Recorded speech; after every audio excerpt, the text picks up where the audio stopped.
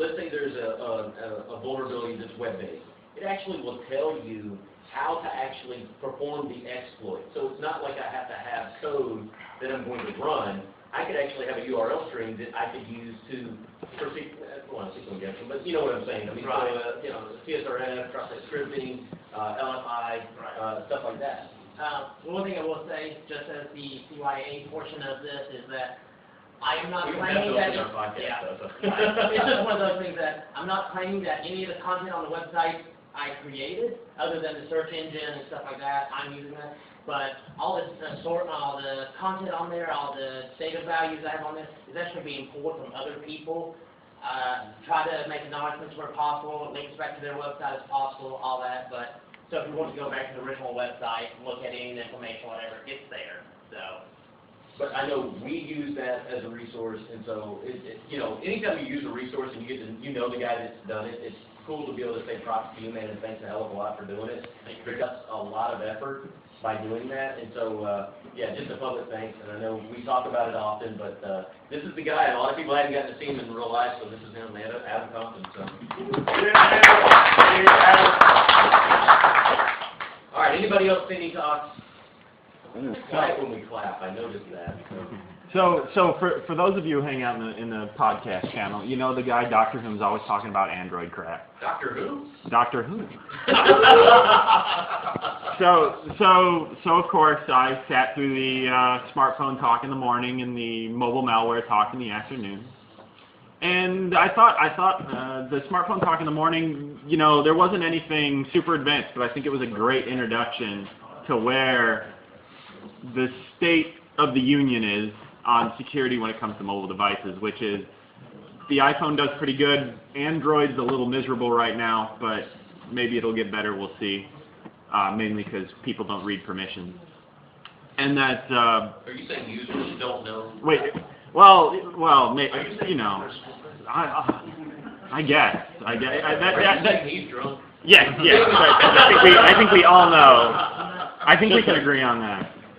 With keen skills of observation, I think that's drunk. And he's very hot, so he should know. Oh yes, Adrian is now our drunken Sherlock Holmes, or our Sherlock Holmes when it comes to solving drunken mysteries. That's like a hunter's cap, but this is more like Watson's cap, I think. That's true. Yeah. So we all know Watson was the smart one anyway. And the malware talk in the afternoon, though, I thought was really great in that he's basically going down the list and talking about what sort of features we're seeing, how they're making their money, because that's why we're seeing all that malware on the Android platform, because you can make money. It costs you $25 to get your ID on the market, and then you can put as many apps up there as you want. You don't have to, you know, they're not charging you extra for that. And you can make money stealing that PII, selling it off, sending premium text messages. They're now recording, you know, your phone conversations, trying to get credit card numbers. And one of the interesting facts is you're seeing most of it from China and Russia, but the Chinese malwares for the smartphone are really advanced. Like, they're trying to come up with these new and interesting features, while the Russians are doing the bare minimum they can and then just, you know, making the similar amounts of profits. And I think that was the real sort of interesting groundbreaking point that we came up with during that talk. And the other thing is, you know, don't install 50,000 freaking apps from various odd places that you don't really know where they're from. But don't be cheap and torrent a $6 app. Yeah. Dude, how many people is it? Like seriously, will go download or torrent a freaking app that's 99 cents? Yeah, and then they'll say yes, everything is good. And then wonder why their shit gets home. Well, because they say, you hacked my phone. You hacked my Google. So you saw the one this afternoon? Yeah, so I saw the one this afternoon, saw the one this morning. And I thought they were both pretty good.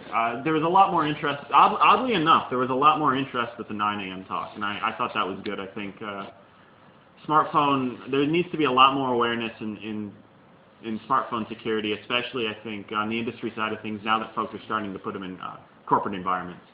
And hopefully that will push organizations like Google, Microsoft, Apple to start taking things a little bit more seriously and understanding that, yeah, it's a phone, but it's a computer now. And look at all the other various technologies we've had to use in the workplace to secure our computers. Our smartphone's not going to be any different. And hell, it's going to be worse because guess what? We install 50,000 apps on our smartphone. Our workstation at work, you know, maybe a couple things possibly, but you probably don't have admin rights. You probably can't install anything. So, You know, it's all very easy, very difficult thing. Oh, yeah.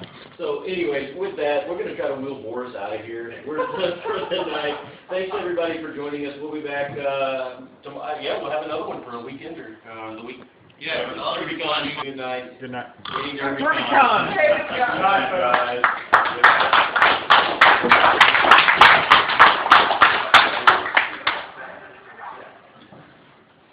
Hey, Boris. Great show. Awesome show, dude. You're playing a major part, actually, when you get down to it. Right. I'm always turning my radio, because I think my radio is dead anyway. Guys, I'll catch y'all later. All right, you. Thanks for all the hard work these past 2 days, man. All right, no problem. We got a little more work to do tomorrow, and we're gonna get all the videos back together and maybe up over the next month.